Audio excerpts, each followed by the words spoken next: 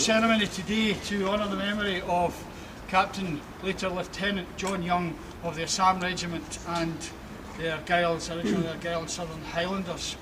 Now, I'm sure most of you will know the story behind this brave man's fact that he gave his life for his men prior to the Battle of Kohima in 1944. And we're really here today thanks to the work of Roy McCallum, Glasgow businessman here, who first highlighted Jock Young's heroism in a series of stories in the press, and I happened to see it and thought it appropriate that we should in fact have a tune to commemorate Captain Young in perpetuity. And we have a tradition in piping that our heroes, our regimental heroes in the army, or battles or particular actions are commemorated in pipe music. And we have at the college down the road there, we have a whole series of books all full of tunes which are dedicated to heroic individuals, notable officers and particular actions involving the military. Jock Young didn't have such a thing, nor did he have or does he have any official decoration for what he did. You all know the story of you might not, but I'll tell you briefly again. He was posted out to part of the jungle prior to the battle in order to hold off the Japanese onslaught until the last man. He knew from reports that he would be hopelessly outnumbered and they would all be killed.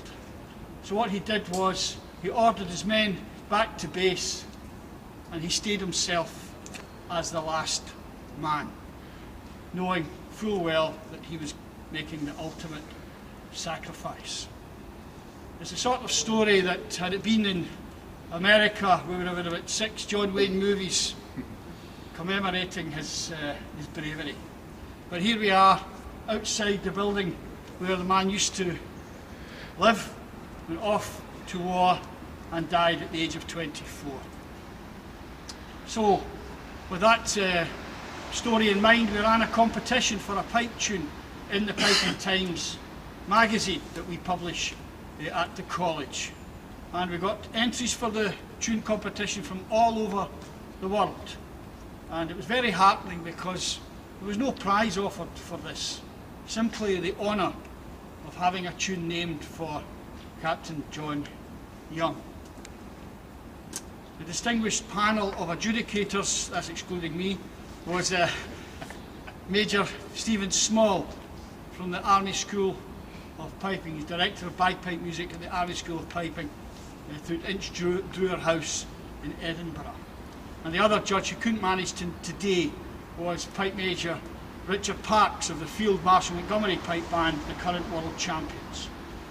And we pored over all the entries for quite some time, and the one that stood out for us, which captured the poignancy of the action and somehow summed up the character and the bravery of Jock Young, was one composed by Pipe Major Peter MacInnes of the Scots Guards, formerly of the Scots Guards, now piping instructor at the schools here in Glasgow. And Peter himself is a former serviceman, as I said, Scots Guards, and a veteran of the Falklands War, where he received mention in dispatches. So it was very appropriate that he should happen to have won this competition as well. And it's a very melodic piece, and we hope that one day it will be recorded in one of these regimental collections, and it will be Jock Young's name will therefore be held in memory in perpetuity. I must say that we're very delighted to have with us today Dr. Felicity Shaw, who's travelled up from the south of England, and she's one of the few surviving members of Jock Young's family. And we're delighted you could manage Dr. Shaw with her son Peter, who's 15 years of age and is in the OTC at Southampton University. I've said enough, I think, about it, and I'd like now to hand over to Major Small, who's going to say a few words. Thank you, Robert. I was brought to this story by the Piping Times and by Roy, and it always makes me feel humble to read of the heroic acts of our leaders as Winston Churchill put it, a nation that forgets its past has no future. And I think that's a very, very important. It's fantastic to see so many young people here learning about the heroic acts of those who gave their lives so that we could stand here in our uniforms quite safe and sound and feel comfortable about it. And it's a remarkable story, and it's not one that I'm unfamiliar with in today's soldiers. It's appropriate for me to mention that there's a Glasgow captain coming home today who gave his life on Remembrance Sunday so that we could stand here and be free. And the heroic acts continue to go on. When I was growing up, Remembrance Sunday was all about my granddad and all these guys who had given their lives in the war. Nowadays, when I hold a remembrance parade with the young guys that are in the army and ask them to put their hands up if they know of somebody who has been killed or injured in action, every single one of them, and you can look in their eyes, and they are now my heroes as well, the guys that are serving out there and giving their sacrifices for us.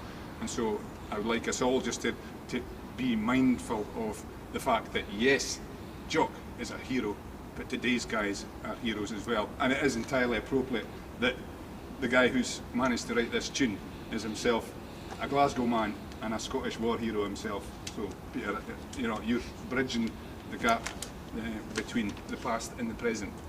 But this is a remarkable story of leadership, of heroism, of courage under fire, but it also brings me to the humorous side of soldiers who manage to take an order and find the loophole in that order in order to go forward with their own ideals. This guy's main concern as a leader was his soldiers. And he managed to say yes to the last round and to the last man. But nowhere in that order does it say we all have to die. And so he immediately thought, right, overwhelming numbers, we've not got the message that we should withdraw, therefore, off you go, guys. And his men, who were themselves, you know, young Indian lads who had been the line boys and joined the Assam regiment, had so much respect for their leader that they refused to go. He had to order them to go back. And then the last thing that they would have seen of this guy was him finding all the ammunition available, all the rounds, all the ammunition and grenades that he could find to take on the might of the Japanese army. And that's what he was prepared to do in order for his soldiers to go back and be free. And so that in itself, it touches me, and it's a fantastic story. And the sad thing about it, I suppose, Roy, is that in those days you weren't allowed to be given any posthumous honour unless it was the Victoria Cross. In order to win a Victoria Cross, you have to have somebody see what you did. And therefore, the poor guy got nothing for his actions. And it's wonderful now that we've got this lasting memory where he grew up.